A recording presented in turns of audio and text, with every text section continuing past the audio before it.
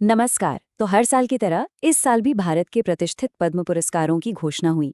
2026 की लिस्ट भी कई प्रेरणा देने वाले नामों से भरी हुई थी।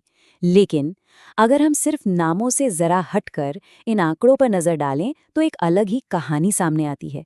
एक ऐसी कहानी जिस पर ध्यान देना बहुत जरूरी है। इस साल के जो आंकड़े हैं वो अपने आप में ही सब कुछ कह देते हैं। कुल 131 पुरस्कार विजेताओं में से 112 पुरुष थे और सिर्फ 19 महिलाएं। ये एक बहुत बड़ा अंतर है ना, और यही आज हमारे विश्लेषण का सेंटर पॉइंट है।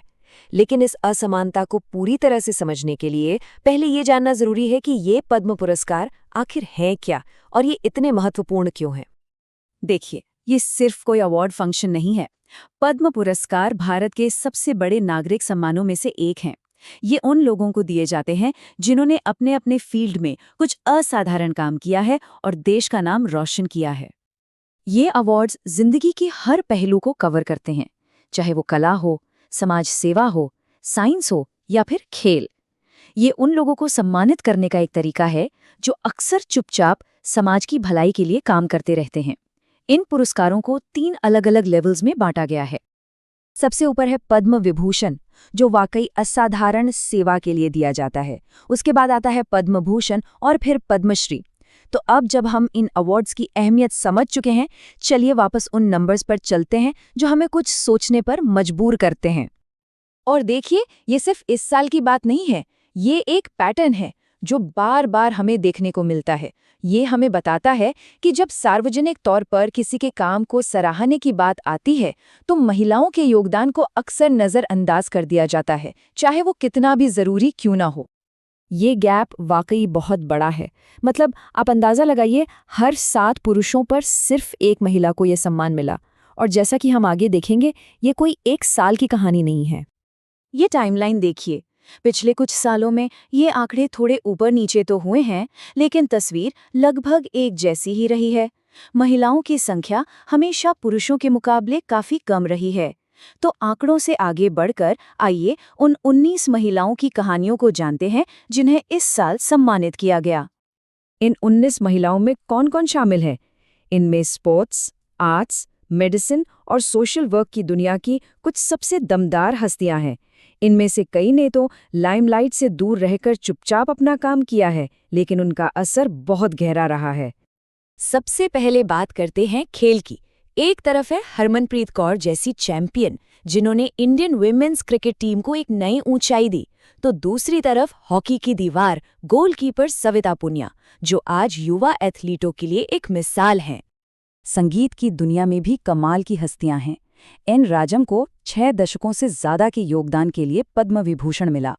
अलका याग्निक की आवाज ने तो कई पीढ़ियों को अपना बना लिया है, और गायत्री और रंजनी जैसी जोड़ी भारत की समृद्ध कर्नाटक संगीत परंपरा को जिंदा रखे हुए है।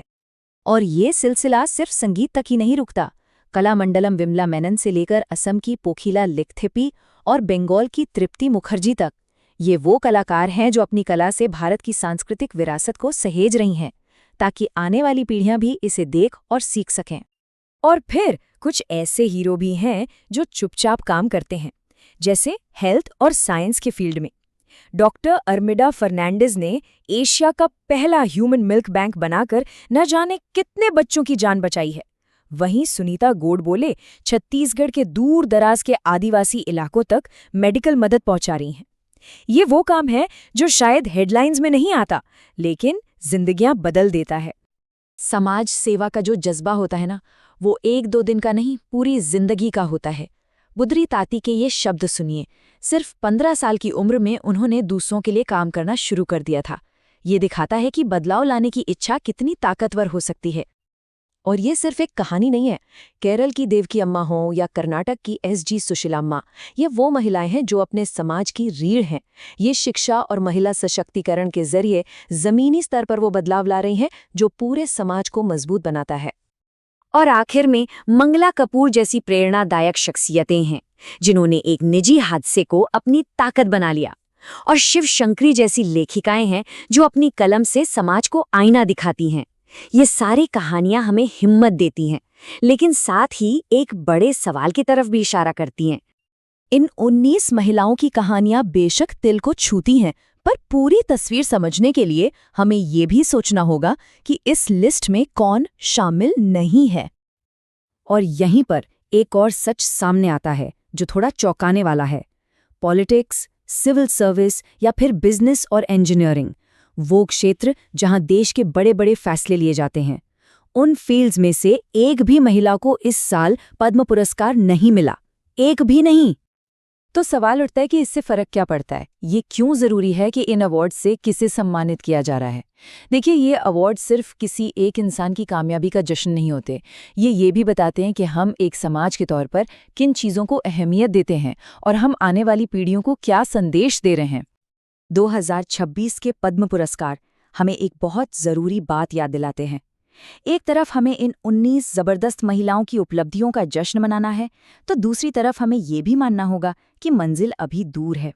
जब तक ये राष्ट्रीय सम्मान समाज में महिलाओं के हर तरह के योगदान को पूरी तरह से नहीं पहचानते, तब तक वे उस भारत की पूरी कहानी नहीं बता पाएंगी जिसे महिलाएं हर दिन, हर पल बनाने में मदद करती हैं।